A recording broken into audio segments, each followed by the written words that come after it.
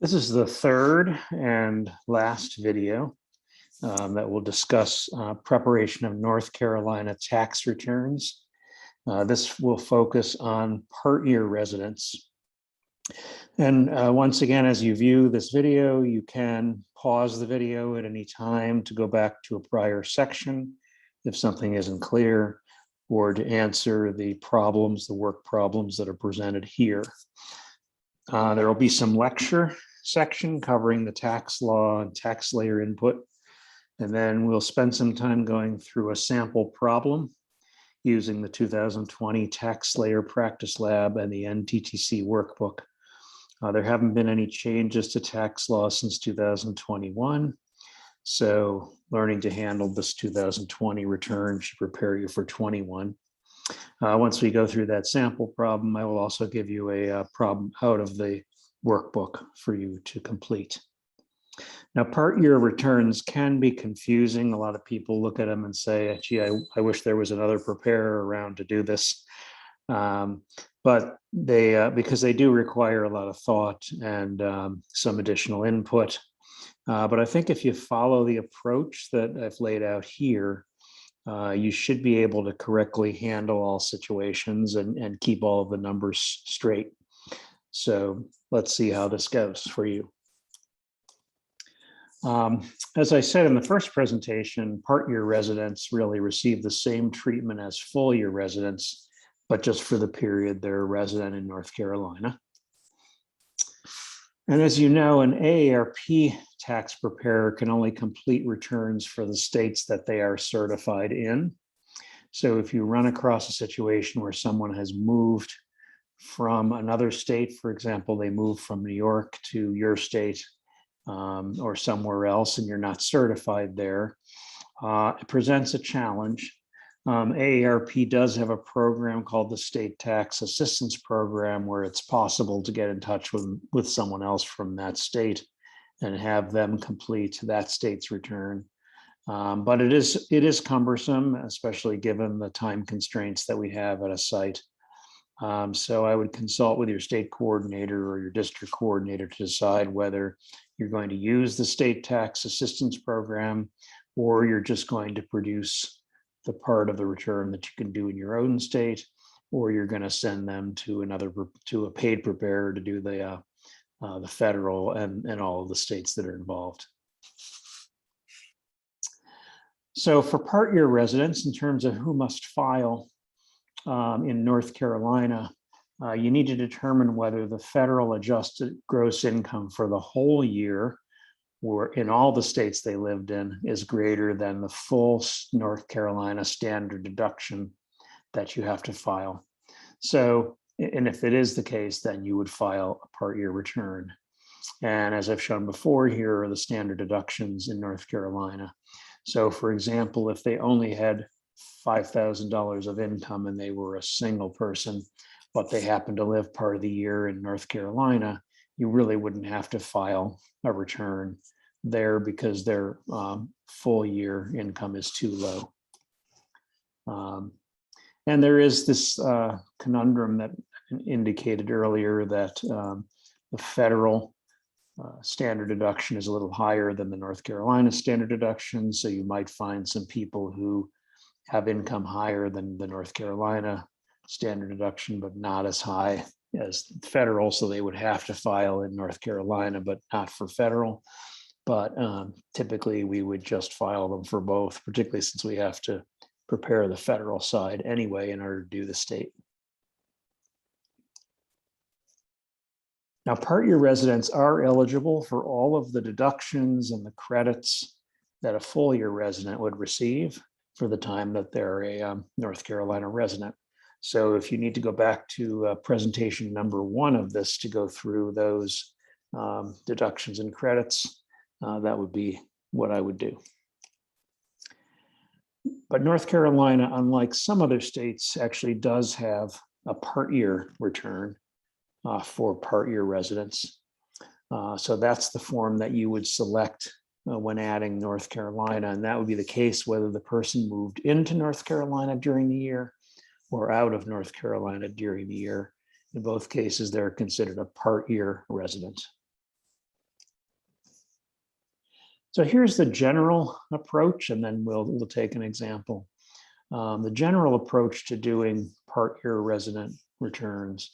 First, as with a full-year resident, or even with a non-year resident, or non-resident, you always begin by properly completing the federal return in TaxSlayer. And what you want to do after you've done that, and you are going to include things such as tax-exempt interest and federal interest and other things that would affect a return in a state. Then you want to set up a scratch pad or a spreadsheet, if you like, where you determine for every item of income and every adjustment item on the federal return, you determine which state was the resident state when that amount was earned or paid. And if it's a multiple line, so for example, they had interest income and they continued to earn that as they moved into North Carolina, then you would want to allocate amounts to both states that will total up whatever it is they got on the federal return. Then, having allocated all of that, you have to look at other additions and subtractions from federal income. So as you know, federal interest is deducted on state, and non-resident state or out-of-state tax-exempt interest is added. So you need to determine whether, as a North Carolina resident, did they have federal interest and did they have non-North Carolina tax-exempt bond interest. If they have a pension that's eligible for the Bailey deduction, you have to know how much that was for the whole year, even when they were not a resident, the whole year earnings, and also how much that was while they were a North Carolina resident. If there are itemized deductions, then you're going to have to allocate those between the two different states. And then if there's taxes paid to another state or foreign country while they're a North Carolina resident, you need to be able to take that into account as well.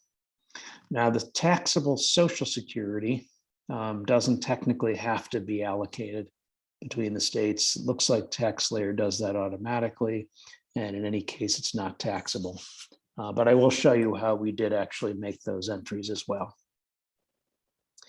So what we're going to do is we're going to look at let's continue with this for a moment. So once you have all those income and deductions allocated, and again, this is the general approach, I'm going to show you a problem. Once you have everything allocated, you would then start a North Carolina part-year return. Under the basic information, you're going to enter the county that the person lived in. It's not going to be like non-resident where you enter foreign. It's going to be the county that they actually lived in for the period that they did. And you have to enter the stop and start dates of residency. And if they moved into North Carolina during the year, you're going to have an end date of December 31st, even though they're really still living there now. But from a tax year perspective, the last date they lived there was December 31st. Then you have to take your spreadsheet or your scratch pad, and you've got to allocate all those numbers, put all the North Carolina numbers into TaxSlayer. And there's several places to do that. One is federal income subject to North Carolina tax. So that's income components that are part of the federal tax return, and you're just trying to allocate those between when they were a North Carolina resident and when they were a resident of another state. And those would be things like taxable income, dividends and capital gains, self-employment income, unemployment compensation, any kind of pension income and other income like gambling, things along those lines. Those were all taxable on the federal return, and they need to be allocated as to how much was earned as a resident of North Carolina. And there's another section of TaxSlayer called additions to federal taxable income. So these are things that weren't on the federal return because they weren't taxable, but they are taxable in North Carolina. So they need to be entered into the North Carolina section. And that would be things such as non-North Carolina tax exempt income, and the adjustment for discharging qualified principal residence debt. Given that that's pretty uncommon, it's primarily going to be the tax exempt income that you're going to be putting in as an addition to federal taxable income. And then you have deductions from federal taxable income. So again, these are things that were taxable for federal, but will not be taxable for North Carolina. And that would be interest on federal obligations and any Bailey deduction amounts that relate to living in North Carolina. Now, one of the strange things in TaxSlayer that I've found anyway is that for the Bailey pensions, even though they only qualify for a deduction while they live in North Carolina, there's another part of TaxSlayer where you have to put in the full year amount of that pension. It's an area called subtractions of income in order to make the software work. If you don't do that, then the North Carolina piece will show, but the rest of the income won't, and it won't get the allocation percentage properly put in there. So that seems to be just how TaxSlayer works. Okay. If you want to, I know I ran through that general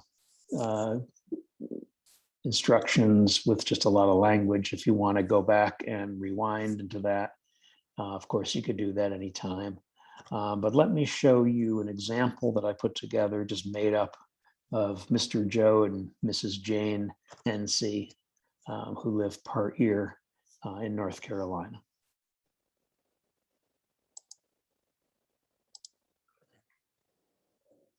Okay, so here is the part year return for Joe and Jane NC.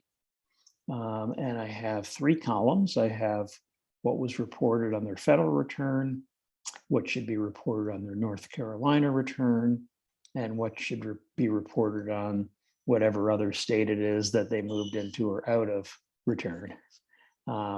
Again, if this was a state where we're not, that has a tax and we're not certified there, that's going to require some decisions to be made at your local level. We like to use Florida or Texas somewhere as our state because we know they don't have any taxes. So we like to use that in the example. Here's their residency. Of course, they lived in the United States the whole year, but they only lived in North Carolina from June 1st to December 31st, and they lived in the other state before that. So these people had wages of $40,000, and in this example, they didn't start the job till they moved to North Carolina. So that's all taxable in North Carolina. They had some taxable interest of $2,400, and we're assuming that they had the same per month. If you have the time to spend and it's clear that the amounts varied by month, then you could go in and look at their broker statements and determine how much dividends or interest was paid in each month. Typically speaking, it's time consuming and not very significant. So I did it as 7/12 in North Carolina and 5/12 in the other state. Now you'll notice in my spreadsheet, I put this in blue, and then below I'm showing you where in TaxSlayer that would go. So those are those North Carolina income subject to tax, federal income subject to North Carolina tax. So it was taxable for federal, and it's now also subject for North Carolina. Okay. Of that interest, some of it was federal, 600 of it was federal interest. So from a North Carolina perspective, we would subtract that, and that's why it's in red, because you're going to put it as deductions from federal taxable income. Again, I just assume the same per month. They had some tax exempt interest of $1,200, and I'm assuming that was also done evenly. So in green here, this $700, you're going to have to put that into additions to federal taxable income. So it wasn't taxable in federal, now it's an addition to taxable income in North Carolina. They had some capital gains, and I assume they sold that stock early in the year that you would be able to sell, or sorry, later in the year, and that you would be able to see or determine when they sold. So you would want to put that in North Carolina if they sold it after June 1st. Again, that's going to be part of federal income and it's subject to tax in North Carolina. They had a pension. They didn't know it until they moved there, but it was actually Bailey eligible because they had worked in North Carolina for a teachers group, and they moved to Florida for a while, and they said, "Nah, we really like it back in North Carolina." So they came back, and then they realized, oh, that was Bailey eligible. So I assume the same amount of income per month, but this is the amount that's going to be deductible on their North Carolina return. Again, red meaning it's a deduction. They had taxable Social Security because they made enough money for that. And this was just, again, a straight allocation. TaxSlayer will do it for you, and it's always deductible from federal income in North Carolina.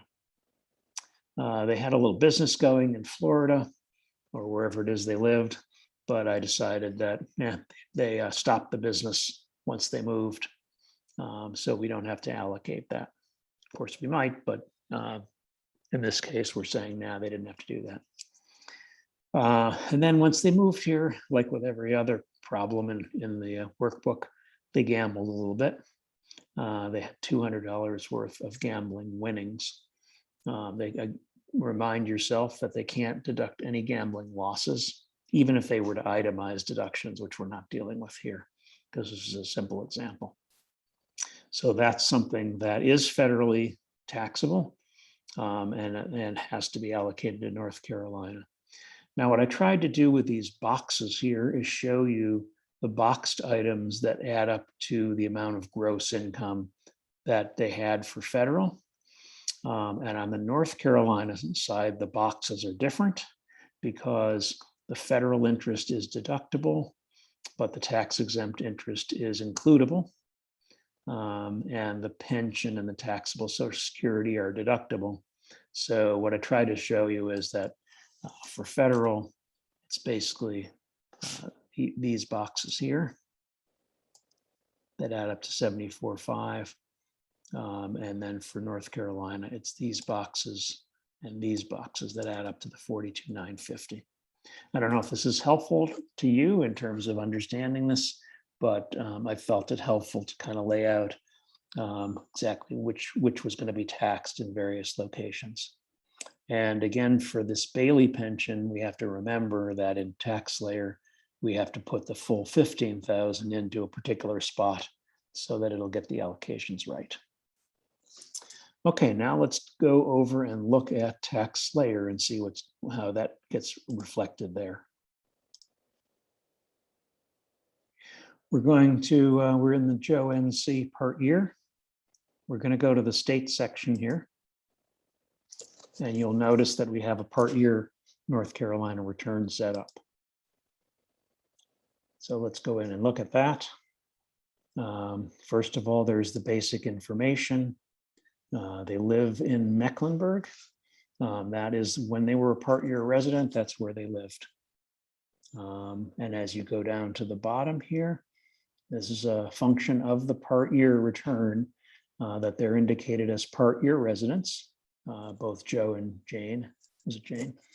And the beginning and ending dates of the two filers in the residency.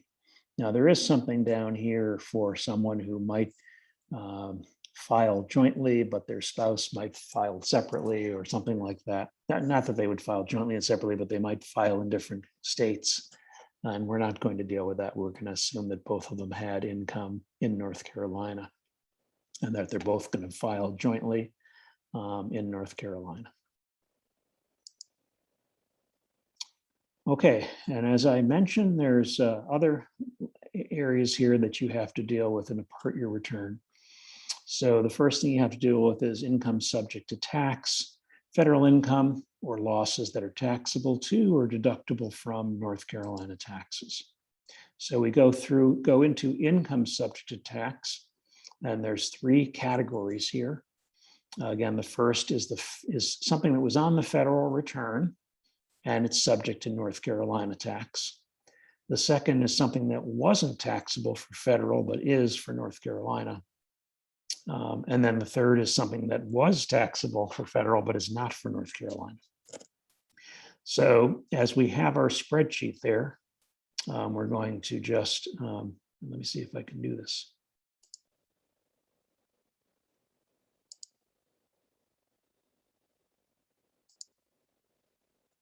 Yes, okay.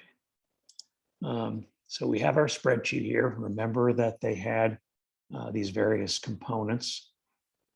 Wages are not going to be an issue because that's going to be coded right into the W-2. So similar to non-residents, yes, we had wages of 40, but the W-2 is going to tell us that that was done in North Carolina. However, a few of the elements like interest and others, part was in North Carolina and part was somewhere else. So with the taxable interest, we had $1,400 that was taxable in North Carolina. So we're going to put it here under taxable interest. It's telling us there was $2,400 altogether. We know that because the rest was allocated to another state. If you had dividends, that would be here. If you had alimony among multiple states or business income, it told us we had 4,000 of business income, but that was all earned outside of North Carolina. We had the 1,000 of capital gains. They sold something while they were residents, so we put that there. And then finally, we knew we had this pension. It was Bailey eligible, but the portion that was earned in North Carolina was $87.50. So it's interesting that is added, although it will be taken away later. The Social Security, as I say, the system would have figured it out anyway, but of the taxable amount, we can do 7/12 and say this much is taxable in North Carolina, although again, it will be eliminated later on because it really isn't taxable. It's just the peculiarities of tax layer. And then finally, when they gambled, they lived in North Carolina. So that 200 shows there. Okay, so those are all the income amounts that they, on the federal return that would be associated with North Carolina. Then there's a few things that may be added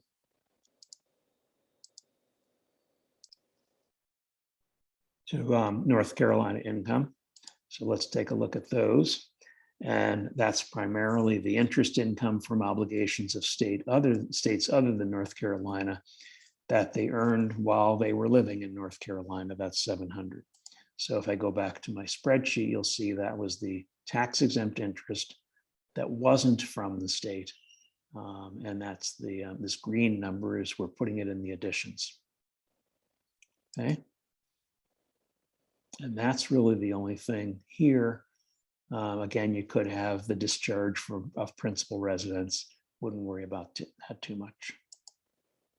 And then finally, you have things that are deductions from federal income for North Carolina.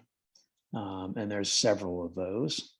Remember, some of these we actually put in initially to allocate it to that state, but now we're actually saying, now that it's been allocated there, we're going to deduct it. So there's 350 of federal obligations. If you recall, we had those here, and those are not taxable in the state. Remember, there was taxable Social Security. We allocated it because we lived in North Carolina, but we're now deducting it because it's not going to be taxed. Same with the Bailey, it's not going to be taxed. So you need to populate whatever is in here. That's pretty much the only ones populated in here that are deductible from North Carolina tax. And then we're going to back. And finally, because of the quirkiness of tax layer, we have to go into subtractions of income if we have any Bailey pensions and put the full amount in here, even though it wasn't all earned in North Carolina, but we have to populate that as everything that was deductible related to a Bailey. Okay. So now we've handled everything on my spreadsheet here. We put all these numbers in one place or another. And we're going to continue here. We don't have anything else. If we somehow, while we were in North Carolina, we worked in South Carolina, we may have the complication of doing a state credit for taxes paid in another state. I'm not trying to show you every possible example that you could run across, but there is that possibility that in the North Carolina portion, we're going to have to figure out how much income there was and how much tax was paid to another state. Now we're going to take a look at the printed out form.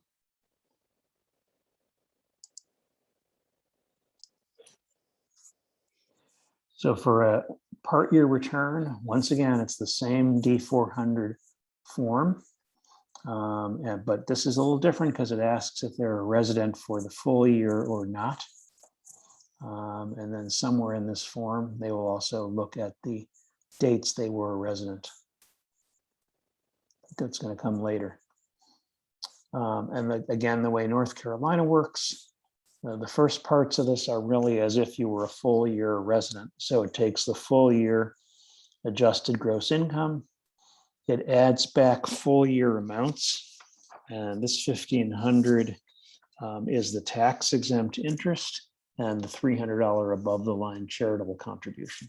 So those get added back, even though they weren't a full year resident. The top of this begins with full year, and then we do a factoring below. We get a deduction here, which is the full Social Security taxable Social Security and the Bailey.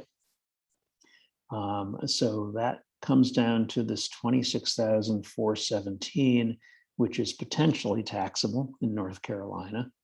However, we know they didn't live there the whole year. So there's a factoring process. In this case, only 89.11% of their income came from North Carolina. So therefore, the amount that's taxable in North Carolina is only $23,540. Where did the 8911 come from? That's down here. You recall in the non-resident presentation, there was the schedule PN. PN stands for part year, non-year, a part year and non-resident.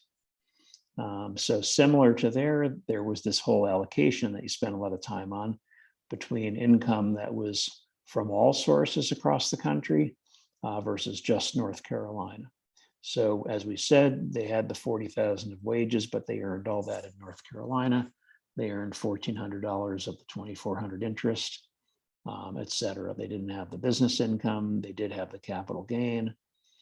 This 15,000 we entered in a subtraction field so that we would get the full amount. 8750 was how much of the pension they had in North Carolina. They gambled, and then they had the taxable Social Security. Then there's some additions to that. There was a total of 1,200 of obligations of other states, but only 700 was earned in North Carolina. And then there's some deductions. So they had some federal interest in total of 600, but only 350 was earned while in North Carolina. So that's a deduction. Again, we're now backing out the taxable Social Security and the Bailey.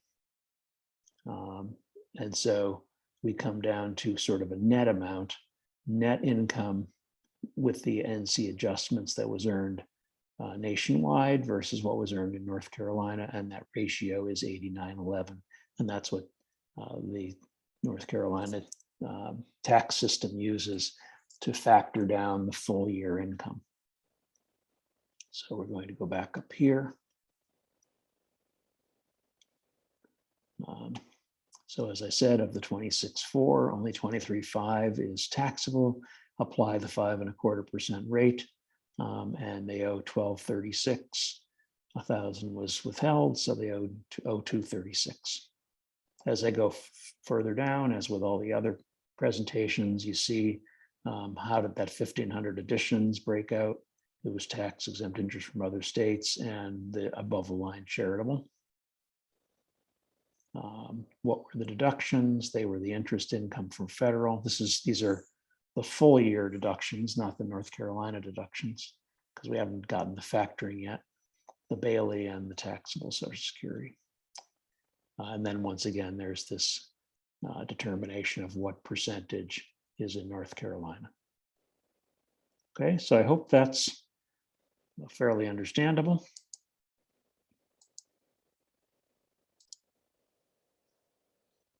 So we're now going to give you a problem to do. I'd like you to start with the Emerson problem that you did for the 2020 certification. It's on page 88 of the workbook. Again, no need to re-enter it unless you really want to keep a copy of what you did. But I do want you to delete any South Carolina tax return that you prepared because this is going to be a North Carolina exercise. And a bunch of information for you to take in here. First of all, and this is Joanne Emerson. She received 2 stimulus payments of $1,700 and $1,200. So make sure TaxSlayer has those. She moved from Florida, her favorite state to move from because they don't have any taxes to deal with. She moved from Florida to North Carolina on June 3rd of 2020. She received, you'll see a form, she received some tax exempt interest from Beacon Bank and some taxable interest too. The tax exempt interest that was paid was from Florida, was all from Florida. And both the taxable and the tax exempt interest are paid every 15th of the month. So that will be important to you in allocating. She began her job at Jefferson Hospital when she moved to North Carolina. Her husband, she has a deceased husband, and she's the survivor. Her husband was a civil service employee, and he was fully vested in 1988. I believe the rules kind of show that, but he was. And the pension payments are made on the 1st of every month. And then there was some state tax withdrawn on that pension. And you can assume that that was all withdrawn by or withheld by North Carolina, since Florida doesn't have a state tax. She had a son and herself who had some education payments, but those were all made in Florida. Hence, don't worry about them. Okay. So here are the check figures for Emerson. A federal AGI of $47,137 and a federal refund of $5,744. That's actually what you would have gotten when you did this problem a year ago. But what's new to you now is a North Carolina refund of $1,300. So that's the check figures. So go ahead and pause this video and try to work that problem in your TaxSlayer. See if you come up with these amounts, and then continue the video to discuss the answer.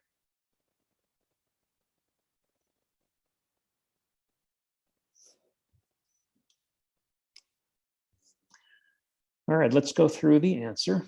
I'm going to show you some things you should have picked up, and then I'll show you my spreadsheet for that and the TaxSlayer entries. So you should have the following North Carolina income items. All of her wages, 7 months of the taxable interest because it's paid on the 15th. So she would get 7 months of that. And 7 months of the tax exempt interest, also paid on the 15th. The pension, the Bailey pension qualifies, the pension qualifies for a Bailey deduction because it came from a qualified payer. Her husband had 5 years of service. He began his employment in 1983, it said in the problem. And she gets a deduction for 6 months because it's paid on the 1st of the month. So before she moved to North Carolina, she'd gotten the 6th month payment when she was still in Florida. So it's slightly different than the interest payments. Now, we didn't talk about this, and I can't find specific reference in North Carolina, but she had a capital loss carry forward, and you'd wonder, well, could that be allocated to North Carolina tax? We'd like it to, because then we could reduce her tax since Florida doesn't have, it doesn't get any benefit in Florida. But the research I've found from a number of other states say that typically, if you have a loss carry forward, it has to be applied in the state where the loss was originally taken. So I don't think we can say that her loss carry forward can be deducted in North Carolina, since by definition, she carried it forward from last year and she was not in North Carolina. So I think that is probably going to be lost to her, unless she somehow sold that in some other state that she's going to move back to. So that's where we are kind of visually here. And the education credits are irrelevant because expenses were paid while in Florida. She did have a tuition and fees deduction. It turned out was her best use. So had that been in North Carolina, she would have had that would have been an addition to federal income, because North Carolina didn't adopt that deduction. But I punted on it and said it was part of Florida.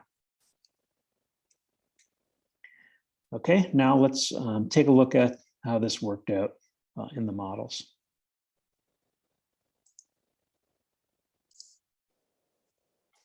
So I put a spreadsheet together for Joanne Emerson. Again, she lived in the country the whole year, North Carolina, June 3rd on, Florida before that. Her wages, we said, were all earned in North Carolina. Her taxable interest, she got 7 months worth in North Carolina. She didn't have any federal interest, so we didn't have to really worry about that. And she had some tax exempt interest, and that was allocated 7/12 to North Carolina. The capital loss, as I said, could be allocated to Florida. That's where she sold the property, or maybe even some other state, but not in North Carolina, so she couldn't take that as a deduction here.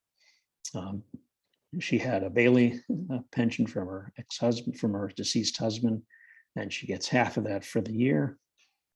She didn't have any taxable Social Security or any of these other items. This is a simpler problem. Okay, so that's what you would have had to reflect in tax layer. Now let's go look at tax layer.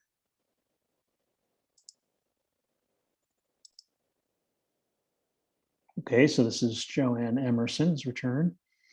Just one thing to show you in the federal section is that you would have to go into her W-2 that you had done before, and make sure that you show her as having her wages in North Carolina,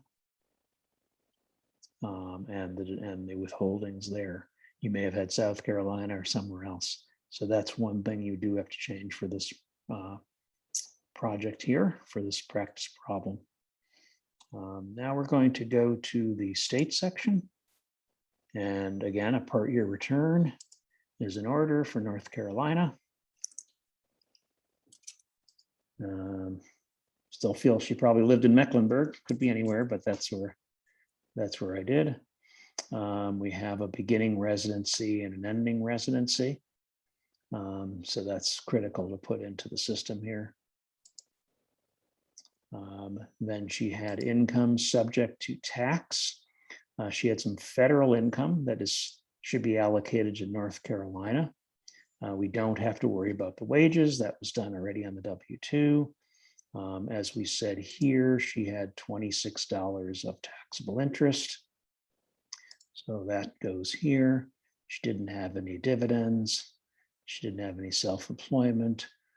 She can't take the capital loss here for the reasons we discussed. And she had half of the pension that's allocated to North Carolina. Okay, and those were the only items that were here.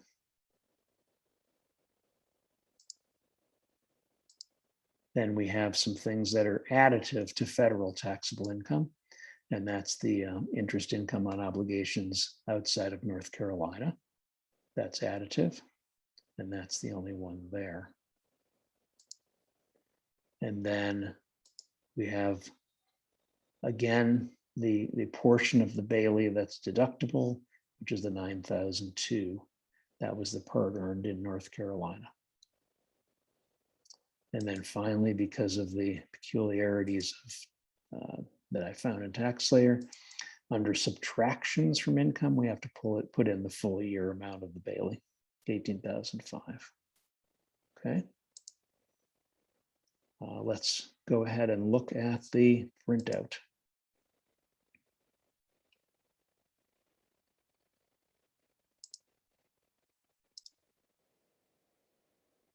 We have our D400. Her full year AGI was 47,137. There were some additions. 619, that was the interest income from obligations outside North Carolina for the full year, and the $300 above the line charitable contributions. We have a deduction. This is the Bailey pension full year, all states. She had a child, so on a full year resident basis, she would be able to deduct 2,000 and 21,500 for the standard deduction. She was a qualifying widow, I think. So that leads us to only $6,251 federal full year income. Now, what's interesting here is that there's a factor applied that's over 100%. So she's going to owe more. The base for her North Carolina tax is higher than the base for federal, even though she only lived in North Carolina for a portion of the time. And why would that be? Well, as I go back down to Schedule PN, and I look at the columns here, the biggest difference is for federal, she got that 2,169 capital loss. She did not get that for North Carolina. And the other items, for example, the pension, those are deductible anyway, because it's a Bailey pension. So what you find at the bottom of this, you'll see the other items here, but what you find at the bottom is that the income for the year modified by North Carolina adjustments is actually lower than what's applicable for North Carolina tax. There's nothing particularly special about that, just that because she doesn't get some of the deductions in North Carolina that she got elsewhere, she actually has a higher tax base there. So the software will just go ahead and apply that. So her tax base, taxable income is 6,665 in North Carolina, 5.25% interest tax rather. She owes 350. She had a lot withheld, and part of that was that Bailey pension. They actually withheld tax. Maybe they didn't code it as a Bailey, or something else happened. So she gets a nice refund here of $1,300, and that's what the problem came out to be. I think we showed you all of these other pages here. Okay.